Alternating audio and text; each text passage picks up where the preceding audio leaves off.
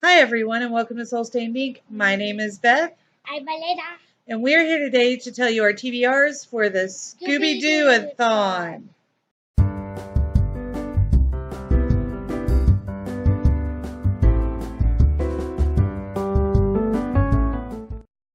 The Scooby-Doo-a-thon is running from September 2nd to September 15th and is being hosted by Simone from Simone I, from Clint from Reed's Readers, and I've forgotten her name, but I'll link them all down below for you. I'm so sorry about that.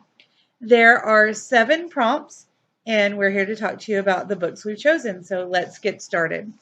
Prompt number 1 is Scooby-Doo, a book with the letter R on the cover. So, Elena, what's your book? My book is Mrs. Pigglewiggle. Mrs. Pigglewiggle. All right. Is looking weirder than she is in the actual book. This is by Betty McDonald. What? You don't have to. Nothing. All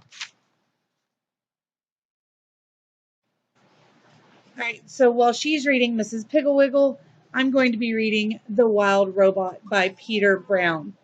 Now, I know that I had this on my TBR for my last week of maternity leave, but I'm scooting it over because it's got R's on the title and in the author, and that gives me one less book to try to get through during my last week of maternity leave while I'm trying to snuggle this one. All right, next we have a book in your best friend's genre. Oops, get up. Now, Elena, you're reading Mrs. Pigglewiggle for that too, right? Yeah. Yeah, they are reading it as a class, not this one, a different Mrs. Pigglewiggle. Yeah, but Mrs. Pigglewiggle is one of her teacher's favorite stories to read, even just as an adult. She loves Mrs. Pigglewiggle, and all the kids in her class love the book as well. So we're counting that for both the letter R and a book in your best friend's genre. But the book in my best friend's genre is Since You've Been Gone by Morgan Matson, because most of my friends really like YA and contemporary, and I don't. So I'm going to give it a go. I've owned it for a couple of years and never even tried to read it. So we will do that. All right, prompt number 3 is Velma, a book with a genius protagonist. And my book is Tinkerbell in North of Neverland. North of Neverland. It's where old things... We don't actually know what happens, do we? No. But I think she'll go to a place where people have springs and stuff like that. You know. Oh, Tink sets off on an epic quest through Neverland to find the perfect gift for her friend Terrence. Pretty cool. Now, Tinkerbell is a genius tinkerer, and I'm using this as my genius protagonist book as well, because we love Tinkerbell, and we're reading all of her books together anyway, so I get to choose it. All right, guys, that was prompt number 3, so the next prompt number 4 is Fred, a book with blue and white on the cover. What is yours? My book is The Red Fairy. Ruby the Red Fairy. Ruby the Red This Fairy. is book 1 in the first one. The Rainbow Magic series, yes, by Daisy Meadows. Now, Daisy Meadows has written, I don't know how many different series focused on different kinds of fairies, and we just love them all. Like animal rescuing fairies. Yes.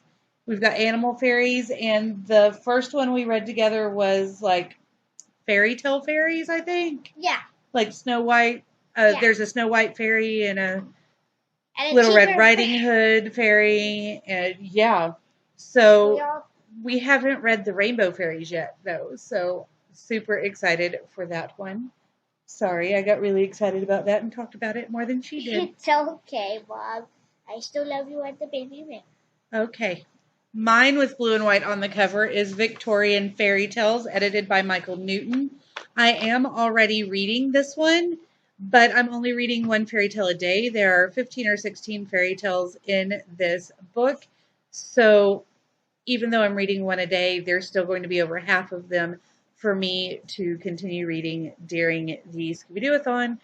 So I'm just going to use that time to finish up that book. All right. Next, prompt number 5 is Daphne, a cover by. So what book is your cover by book? My cover by book is this Flower Fairies. Flower Fairies, and I'll show you one of the This is a book that has little like paragraphs of story on the page, and then it's got paper dolls. So you've got press out paper fairy dolls and the story that goes along with them. And this is the first time, basically. Let me hold that up. Yes. That's just it. Isn't that awesome? I had forgotten that she had that book, and I'm super excited about it. I did too. All right. It's our fault we forgot about that book. But we found it in time for the Scooby-Doo-a-thon. Yep. All right, so my cover by is The Barbary Pirates by William Dietrich. One of my best friends and I bought this together several years ago and then promptly forgot about it, so it's been sitting on my shelf for a few years. And as I was going through my bookshelf, actually looking for books for this readathon, I saw this kind of in the corner of my shelf and went, oh, that's a cover by. We totally went pirates and got that. So there you go. Pirates. And she's had it quite a long time. Quite a long time. All right. Next we have Scrappy-Doo, a book under 200 pages. So any of Elena's will work for that. Yes. Miss Piggle-Wiggle may be over 200 pages, but not by much. The rest of them are all under 200 pages. So I'm going to count hers for that as well. Or this one feels like it might be under 200 pages, I'm hoping. Oh, this one looks cool. She saw that and said it looks cool.